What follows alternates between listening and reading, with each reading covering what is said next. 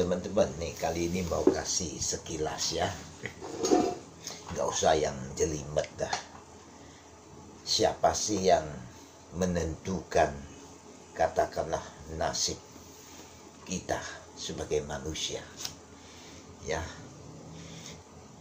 Dalam kacamata Buddhis ya, yang menentukan ya diri sendiri ya. Jadi istilahnya Ming wo zhou fu zhi ji qiu ya, kesadaran atau roh, nyawa kita yang tentukan. Begitu juga nasib kita, bukan adat Mahadewa atau Buddha ya. Oke, jadi seseorang itu bisa kaya, miskin, terkenal, terlalu cerdas, terlalu goblok. Itu karena dia sendiri. Loh kok begitu? Nah, itu karena perbuatan yang dilakukan pada kehidupan lampau.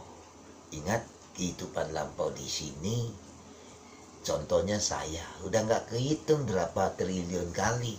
Jadi jangan dikira kehidupan yang kemarin ya, artinya yang sekali sebelum lahir sekali ini udah nggak terhitung.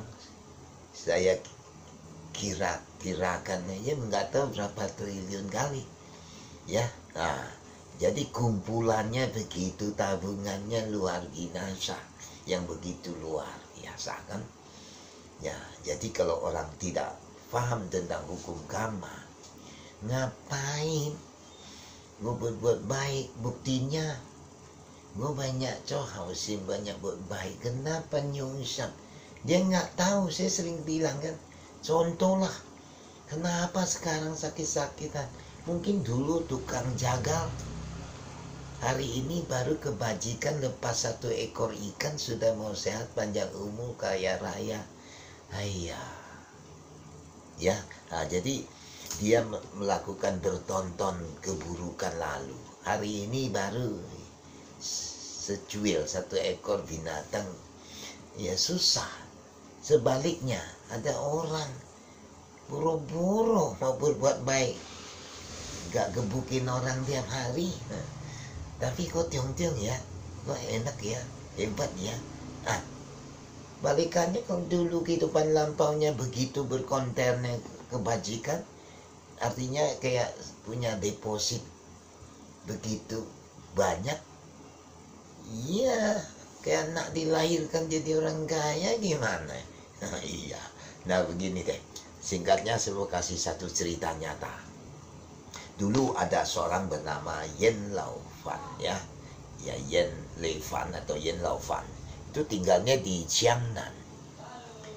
Wah, susah lah ya, di bawah garis kemiskinan ya.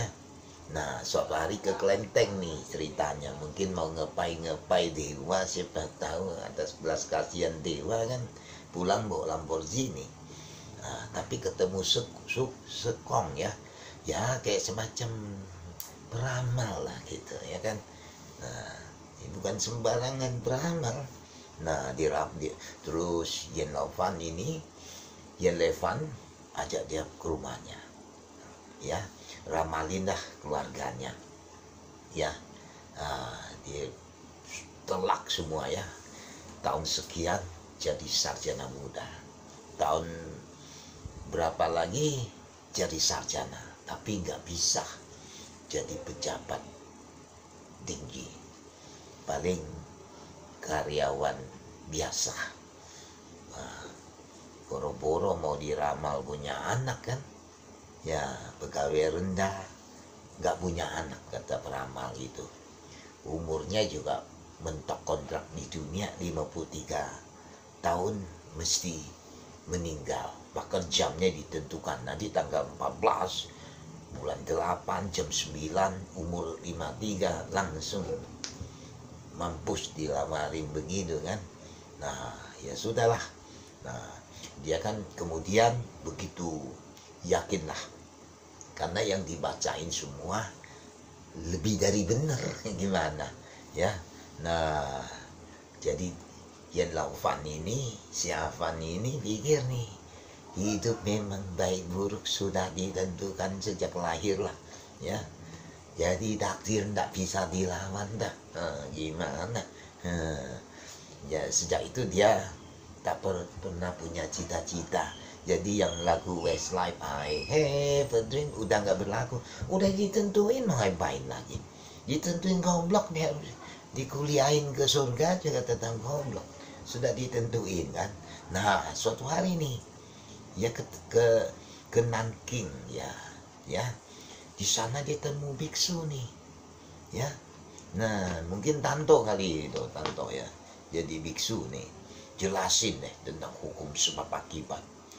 Nasib kita yang tentukan ya. Nah hoki kita juga yang tentukan. Jadi kita pencipta terhadap kehidupan kita sendiri.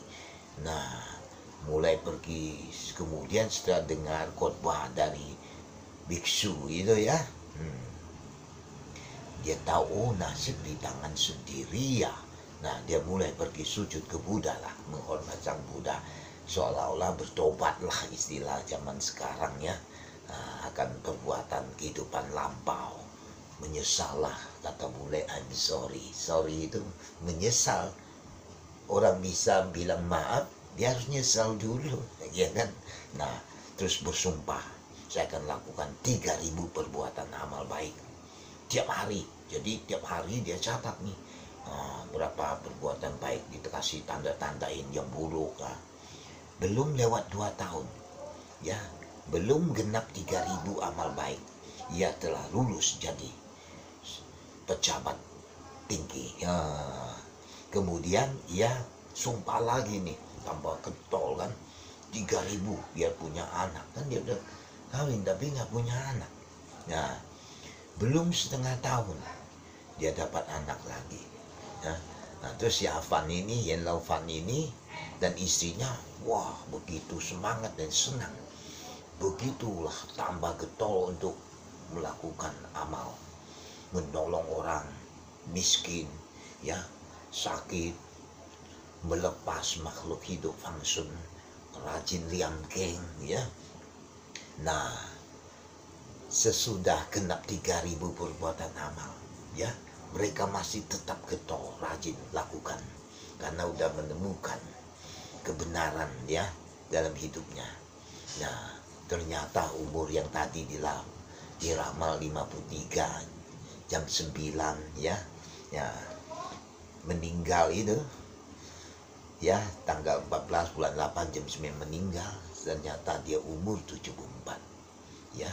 Jadi semua teori ramal meramal terbantahkan. Oke, ini sangat penting dan sangat terkenal tentang perubahan nasib. Cara praktis, tidak ada cara lain, hanya berbuat. Kau tanam singkong, tidak usah minta ke Buddha, dia akan tumbuh dengan singkong. Soal singkongmu bagus atau jelek, tergantung awak rajin sinarin, pupukin atau tidak. Oke, thank you.